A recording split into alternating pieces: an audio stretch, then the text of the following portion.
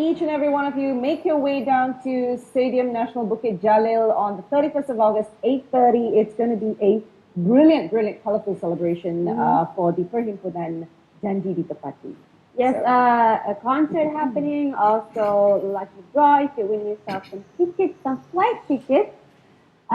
So make your way off to London. off to London. So make your way to the Stadium National Bukit Jalil on Friday for the celebrations and celebrate our Independence Day together. Okay, now when we open the segment, you might have noticed a few artworks flashing on our screens behind us. Well, these are a part of a little project called Alism, the Alism project. So this morning, I'd like to welcome our guest, Christopher, gallery director from Core Design Gallery, Scarlett Lee, as well as the artist himself, Mr. Ali Nurazmal. Thank you for joining us. Good morning. Always seeing these lovely quick portraits at the back of us. So maybe we'll just start off with Ali. You started painting when you were 9 years old. Yep. So talk us through a little bit about that. How was it for you when you started? Did you know that you wanted to be an artist, or was this just an interest, like a hobby? I think, of course, at that time, 9 years old. Yeah. I don't realize that actually I can draw, but there is one competition that I joined the first time. So the first time I joined the competition and I won. Wow. Yeah. No, suddenly I start to realize that actually I can paint. What did you draw at that young age? What did you draw? I still remember the composition or the title is Kebakaran. Oh, Fire. Yeah, So fire. normally children will paint sceneries and baskets. Yeah, but the title is given by the organizer. So Yeah. you had to do something along those lines. I see. Actually, I go there to follow my sister because she's the one enter the competition. I'm not. But suddenly the organizer said there is an open competition competition for everybody So the prize is BMX bicycle, So at that time you hear BMX is a big thing those days. So I draw like crazy. My mind is BMX. All right. So then You got your BMX. Yeah. Okay, so now you're an acclaimed artist. You've had 2 solo shows so far, if I'm not mistaken. This will be your third. My third. Happening at Core Design Gallery. Now, Scarlett, can you tell us about why you decided to have Ali's works displayed at Core Design Gallery? Actually, Core Design Gallery, we hardly give solo exhibitions to an artist. Oh, I see. Okay, and we do usually mostly group shows, and we are actually representing only contemporary artworks. And Ali, to me, is one of the most professional artists I can find in current setting among his peers of his age group and others. And when we talk about professionalism, we actually started this show from a year ago. Preparation in terms of making it into a show. He was very dedicated to the quality of his work, so on and so forth. And that part I find it is hard to find in an artist because we've done through interviews, we have to go through the books, documentation, we have to get awareness, for example, coming on Hello and so on and so forth. So media and everything. Yeah, so it takes a lot of effort, both artists and galleries together, as a collaborative effort together. Right. Yeah. Well, Ali, we noticed some of the portraits that are being flashed on the screens. There is a lot of self-portrait. So tell us a little bit about why do you do, among all your other paintings, there's a lot of the self-portraits that you have. So tell us a little bit about that. Yeah, for these 4 years, I think 70% of my painting, I put myself in the painting. So the reason is because I see myself as a entertainer. Entertainer.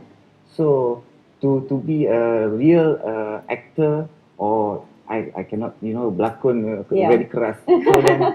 So then You'll be surprised. so I portray myself in my own composition. Okay. So in my world, so I can act, I can be anything, So that's what I did. That's why you just put yourself into the Yes, painting. yes, yes. And it's in all sorts of forms. Now, where do you get your inspiration from? When you look at this, the piece that's on the screen right now, I don't know if the cameras can capture the screen, the screen at the moment. You have children. Yep. And most of the theme is children. I noticed Yeah. that you have this little boy in different positions. Yeah. So, and you've got Charlie Chaplin, and if I'm not mistaken, is that Alfred Hitchcock. yes, Hitchcock. So, where does this come? It's an interesting combination. You've got the comedy and you've got the, dark side. Yeah, actually, I have a lot of influence. So I've been through a lot of you see from I see film, music. I'm into all this theater thing. So the thing that inspired me actually whatever happened around me. All right. I just pick whatever I want, and I paint, and I want to to entertain whoever wants. Yeah. Whoever wants to Yeah. to literally Yeah. associate with your piece. Yes, I yes, mean, yes. people who can associate I with don't want- Charlie I- Chaplin yeah. and Alfred Hitchcock. And I don't want the piece to be like a still, Yeah. because 2D, two-dimensional artwork is sometimes can be boring, So that's why I start to, explore the composition, make it interesting. Yeah. I see. But in a lot of your self-portraits, you use this imagery of a clown. Yeah. So why do you paint yourself as a clown? Do you see yourself as comical? He did say entertainer. Yeah, entertainer, yeah. Because two of them actually showed you in somewhat of a clown, and that I think it's a theme that you carry out throughout your other paintings Yeah. as well. I So think you are right. You are very right. so why do you Okay. you picture Why yourself clown? as a Yeah. clown? Yeah. You see, if we gathered 10,000 people, Uh-huh. we just put one clown there, man. I think the clown obviously stand out, Yeah. and people will see, man. So that's why I portray You do myself that. as a clown. I do all my concept like a clown. So then, if I go into this group show or whatever, yeah. So I want to make sure that my painting stands out just like a clown. All right. Yeah, Now, that's why I got all the blang blang. I know. We noticed that your belang is also quite themed. You've got a red and green going Yes, there. yes. So a little bit about that. Now, why red and green? Does that represent something? I think I cannot work without that both Those two colours? Yes, yeah. I find that something lack in my Wow. piece. Yeah, Interesting. yeah. I have to come back to you and ask you why those two colours. But before that, of course, I want to talk to Scarlett. Scarlett, tell us about that third solo exhibition that's coming up. A little bit of information to the public. What can they expect during this exhibition? It's going to be a wow show. Okay. In fact, I think for the past 2 or 3 years itself, there hasn't been a real major show within the art industry.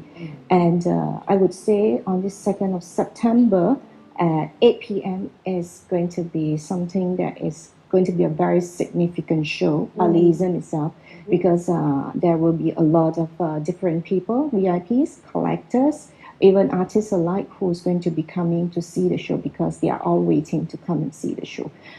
Because I've already gotten calls and all those because they have seen some imageries of what Ali can produce and they are anticipating or have a certain expectation on what the show is going to be about.